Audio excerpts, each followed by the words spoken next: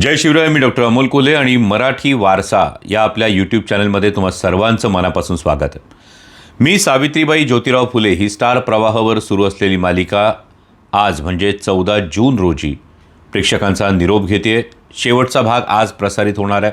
पण मालिका नेमकी का बंद झाली, त्याची कारणं काय, आर्थिक अडचणी आहेत की TRP हे प्रमुख कारण आहे की आणखी काही, आणि महत्त्वाचं म्हणजे आता पुढं काय, या सगळ्या प्रश्नांची उत्तरं तुम्हाला आज या व्हिडिओतून देणार आहे.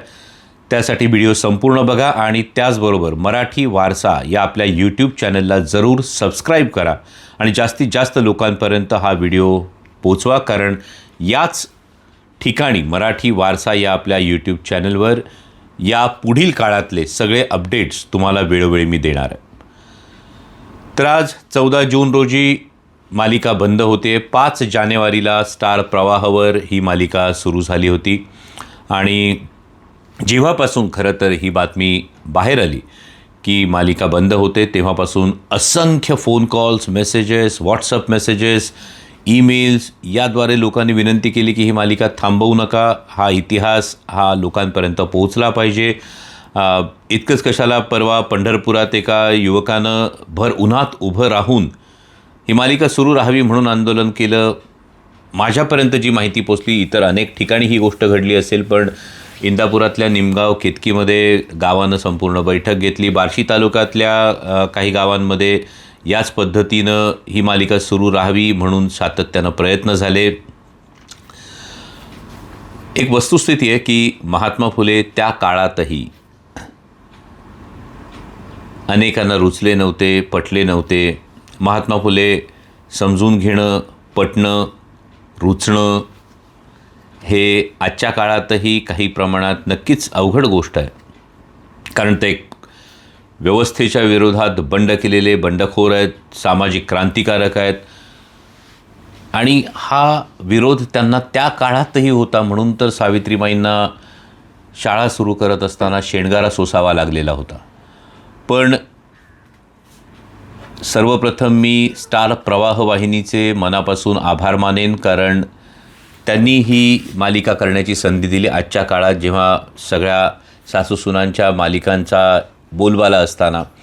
स्टार प्रवाहाचे सतीश राजवाडे असतील, या मालिकेचे EP अभिजित खाडे असतील, कौस्तुभ बेडेकर असतील, या सगळ्यांचं मी मनापासून आभार मानतो, कारण 152 भाग का होईना ही गोष्ट सांगण्याचं एक धाडस हे त्यांनी केलं आणि वेळोवेळी त्यांनी पूर्ण सहकार्यसुद्धा केलं. माझा कोणावरही आकस नाही, माझा कोणावरही याविषयी रोषसुद्धा नाही, कारण ही मालिका सांगण्याचा एक प्रामाणिक प्रयत्न हा स्टार प्रवाहानं केला हे मी इथे नमूद करू इच्छितो. पण आपली जी भावना सर्वांची आहे याला अनेक गोष्टी आहेत. कॉर्पोरेट कल्चरला कदाचित या भावना समजत नाहीत किंवा नसाव्यात अशी एक माझी धारणा आहे. पण ही मालिका सांगत असताना जे सगळे आमचे सहकलाकार आहेत, म्हणजे अगदी बालकलाकारांच्या भूमिकेत आपल्याला दिसलेली तक्षा शेट्टी असेल, आर्यन चौगुले असेल, त्यानंतर राजसी भावे, अभिषेक देशमुख, मधुराणी प्रफुलकर, या सगळ्यांनी मनापासून आपल्या भूमिका साकारताना मेहनत केली. इतर सगळेच कलाकार, रमेश रोकडे, अजय तापकिरे, अनेकांची नावं घेता येतील, या सगळ्यांचं मी मनापासून आभार मानतो. जगदंब क्रिएशन्सची टीम ही घरचीच टीम आहे आणि त्या प्रत्येकाचं योगदान हे प्रत्येक प्रोजेक्टमध्ये हे तितकंच महत्त्वाचं असतं. त्यानंतर अनेकांनी हा प्रश्न मला विचारला की मालिका बंद होण्याचं नेमकं कारण काय.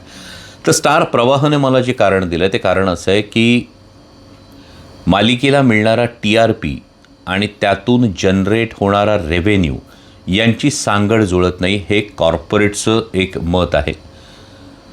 आता ही सांगड जुळत नाही याच्यामध्ये अनेक प्रश्न अनेकांना असू शकतात. ते म्हणजे याची आर्कायव्हल व्हॅल्यू जी आहे त्याचं कन्सिडरेशन झालं आहे का, याची जी डबिंगची जी एक पॉसिबिलिटी आहे याचं कन्सिडरेशन झालं आहे का, आणि याही पलीकडे कोणत्याही वाहिनीसाठी एक परसेप्शन व्हॅल्यू असते.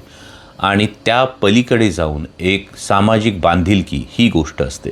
तर या अनेक गोष्टींच्या खोलात गेलं तर आपण ज्याला म्हणतो की त्या आणखी गोष्टींचा एक गुंता वाढत जातो. पण हा वाहिनीचा निर्णय होता. मालिका ही वाहिनीची होती. गोष्ट जरी महाराष्ट्राची असली तरी मालिका ही वाहिनीची प्रॉपर्टी असते आणि त्यानुसार त्यांनी व्यावसायिक गणितं हा निकष कदाचित आधी लावला असेल आणि त्यामुळे ही मालिका बंद होते.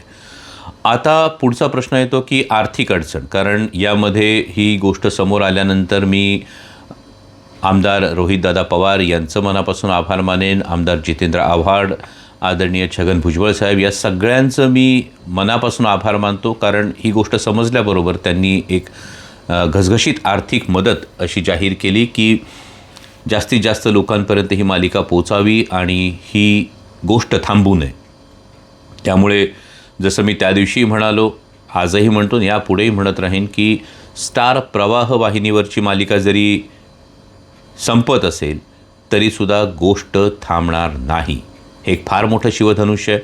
आपणा सर्वांच्या साथीनं हे शिवधनुष्य उचलायचं जगदंब क्रिएशन्सच्या, रुद्राद्या एंटरटेनमेंटच्या संपूर्ण टीमने ठरवलेलं आहे आणि या माध्यमातून आपण पुढे जाणार आहोत. लवकरच याचे सगळे अपडेट्स मी तुम्हाला देईन.